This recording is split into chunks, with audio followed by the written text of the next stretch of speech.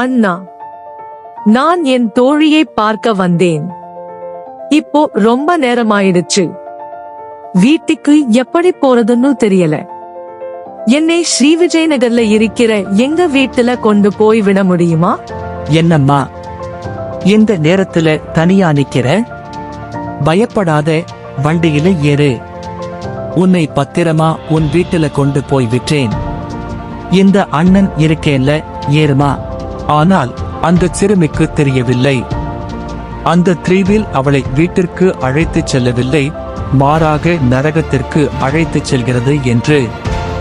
ஒரு இருண்ட சந்தில் இருக்கும் ஹோட்டல் ஜோய் என் முன்பாக ரிக்ஷா நிற்கிறது. ஓட்டுநரும் ஹோட்டல் முதலாளியும் ரகசியமாக பேசுகிறார்கள்.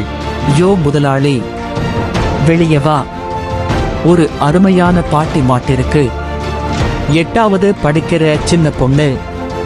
வீட்டுக்கு வழி தெரியாம என்கிட்ட வந்துச்சு. அப்படியே தூக்கிட்டு வந்துட்டேன். நிஜமாவா? யாருக்கும் சந்தேகம் வரலையே? போலீஸ் எதுவும் பின்னாடி வரலையே? அதெல்லாம் ஒருத்தனுக்கும் தெரியாது. பொண்ணு பயந்து போய் உள்ள உட்கார்ந்திருக்கு. எனக்கு என்ன தருவா? கைமாறா ஒரு 50,000 ரூபாய் ரொக்கமா கொடுத்துடு. பொண்ணை நீயே வச்சுக்கோ. இந்தா, நீ கேட்ட 50,000 ரூபாய் பணம்.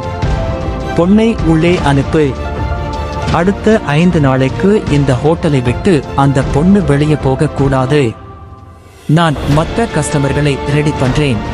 ஜூன் 18 முதல் ஜூன் 22 வரை, வெறும் 5 நாட்கள். அந்த 13 வயது சிறுமியின் வாழ்க்கை சதிவலைக்குள் சிக்கியது. Hotel Joy Inn, hotel Kungar, hotel Sapphire என ஸ்ரீ கங்காநகரின் 4 வெவ்வேறு ஹோட்டல் அறைகளில் அந்த சிறுமி சிறை வைக்கப்பட்டாள். அவளது அழுகுரல் அந்த 4 சுவர்களுக்குள்ளேயே முடங்கி போனது. மறுபுறம் வேலைக்கு சென்றுவிட்டு வீடு திரும்பிய தாய் தன் 13 வயது மகள் காணாமல் போனதைக் கண்டு கதறி துடித்தார். ஜூன் 22 அன்று உள்ளூர் காவல் அவுட்போஸ்ட் புகார் அளிக்கப்பட்டது. காவல்துறையினர் உடனடியாக செயல்பட்டு ஜூன் 23 அன்று அதிகாலையில் ஹோட்டல் அறையை அதிரடியாக சோதனையிட்டனர். அங்கே அரை மயக்க நிலையில் சித்திரவதைக்கு ஆளாகியிருந்த அந்த சிறுமியை பத்திரமாக மீட்டனர். உடனடியாக ஹோட்டல் மேலாளர் மற்றும் 2 ஊழியர்கள் கைது செய்யப்பட்டனர். இந்த செய்தி வெளியானதும் ஒட்டுமொத்த ராஜஸ்தானம் கொந்தளித்தது. மக்கள் குற்றவாளிகளுக்கு மரண தண்டனை கேட்டு வீதிகளில் இறங்கினர். ராஜஸ்தான் முதல்வர் பஜன் லால் சர்மாவின் உத்தரவின் பேரில் மாவட்ட ஆட்சியர் மற்றும் SP ஹரிசங்கர் முன்னிலையில் குற்றத்திற்கு பயன்படுத்தப்பட்ட 4 ஹோட்டல்களும் புல்டோசர்கள் கொண்டு இடித்து தரைமட்டமாக்கப்பட்டன.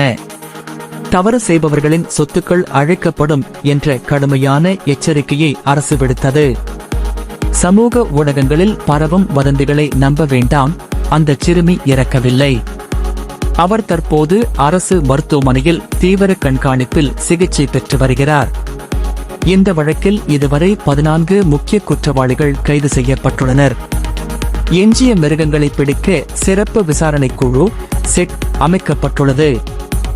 தேசிய மகளிர் ஆணையமும் NCW இதில் நேரடியாக தலையிட்டுள்ளது. இந்த சிறுமிக்கு மிக விரைவில் முழுமையான நீதி கிடைக்கும் என்று நம்புவோம். இது போன்ற மிருகங்களுக்கு என்ன தண்டனை வழங்க வேண்டும்? உங்கள் கருத்துக்களை கீழே கமெண்ட் செய்யுங்கள். மேலும் விவரங்களுக்கு நமது சேனலை சப்ஸ்கிரைப் செய்யுங்கள்.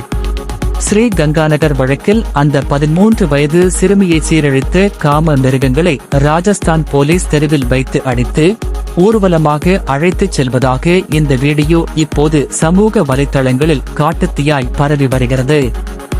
மக்கள் பலரும் போலீஸ் சரியான தண்டனை கொடுத்துள்ளது என்று இதை பகிர்ந்து வருகிறார்கள். ஆனால் இதன் பின்னணியில் இருக்கும் நிஜமான உண்மை என்ன தெரியுமா? உண்மையில் இந்த வீடியோவிற்கும் ராஜஸ்தான் ஸ்ரீ கங்காநகர் சம்பவத்திற்கும் எந்த சம்பந்தமும் இல்லை. இது கடந்த மார்ச் மாதம் குஜராத் மாநிலத்தின் பாட்டன் மாவட்டத்தில் கோவில் நன்கொடை தகராறில் வன்முறையில் ஈடுபட்ட 18 குற்றவாளிகளை அம்மாநில போலீஸ் கைது செய்து அழைத்துச் சென்ற பழைய வீடியோ ஆகும். இதை கங்காநகர் சம்பவத்தோடு இணைத்து வதந்தியாக பரப்புகிறார்கள். ராஜஸ்தான் காவல்துறையும் வதந்திகளை நம்ப வேண்டாம், குற்றவாளிகள் மீது சட்டப்படி கடுமையான நடவடிக்கைகள் எடுக்கப்பட்டு வருகிறது என அதிகாரப்பூர்வமாக எச்சரித்துள்ளது. இந்த ஸ்ரீ கங்காநகர் வழக்கில் இதுவரை மொத்தம் 14 முக்கிய குற்றவாளிகளை போலீஸ் கைது செய்து சிறையில் அடைத்துள்ளது. சட்டவிரோதமாக இயங்கி இந்த கொடூரத்திற்கு உடந்தையாக இருந்த 4 ஹோட்டல்களையும் புல்டோசர் கொண்டு இடித்து தரைமட்டமாக்கியுள்ளது அரசு நிர்வாகம். குற்றவாளிகளுக்கு நீதிமன்றத்தின் மூலம் மிக கடுமையான மரண தண்டனை கிடைக்க வேண்டும் என்பதே ஒட்டுமொத்த மக்களின் கோரிக்கையாக உள்ளது.